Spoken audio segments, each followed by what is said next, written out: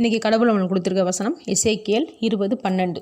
நான் தங்களை பரிசுத்தம் பண்ணுகிற கர்த்தர் என்று அவர்கள் அறியும்படிக்கு எனக்கும் அவர்களுக்கும் அடையாளமாய் இருப்பதற்கான என் ஓய்வு நாட்களையும் அவர்களுக்கு கட்டளையிட்டேன். இந்த வசனத்தை கொண்டு கடவுள் நம்மகிட்ட என்ன சொல்கிறத பார்ப்போம். தேவன் நமக்கு அவரோட ஓய்வு நாட்களில் எந்த வேலையும் செய்யாமல் தேவனை மட்டுமே ஆராதிக்கிற கட்டளை கொடுத்தாரு. இந்த நாள் நமக்கும் தேவனுக்கும் உள்ள உறவை அடையாளமாக விளங்க பண்ணக்கூடிய நாள். ஏன் தேவன் வாரத்தில் அந்த ஒரு நாளை மட்டும் எந்த வேலையும் செய்யாமல் ஆராதிக்க மட்டும் சொல்கிறாருன்னா, நமக்கும் தேவனுக்கும் உள்ள உறவை நாம் விடக்கூடாதுன்னு. ஆனால் நாம் என்ன செய்கிறோம்னா, தேவனுடைய உறவை விட்டு கொடுத்துட்டு நம்மளோட சொந்த வேலைகளை செய்கிறோம். ஞாயிற்றுக்கிழமை அன்னைக்குன்னு பார்த்து தான் நம்மளை சாத்தான் பேராசை காட்டும். தேவனை விட்டு விலக செய்கிறதுக்கு நிறைய சோதனை வைக்கும். உலகத்தில் உள்ள லாபத்தை தேடி நம்ம போனோம்னா தேவன் நமக்கு கொடுக்குற நிரந்தரமான ஆசீர்வாதத்தை இழந்து போயிடுவோம். சாத்தானால் அன்னைக்கு மட்டும்தான் லாபத்தை கொடுக்க முடியும்.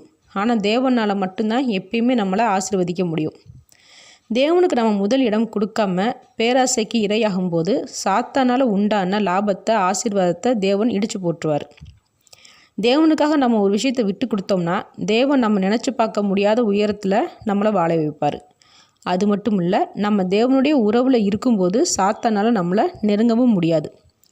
தேவன் கூட நம்ம இருக்கிற வரைக்கும் தான் தேவன் நம்ம கூட எப்பயுமே இருப்பார். ஆமேன்.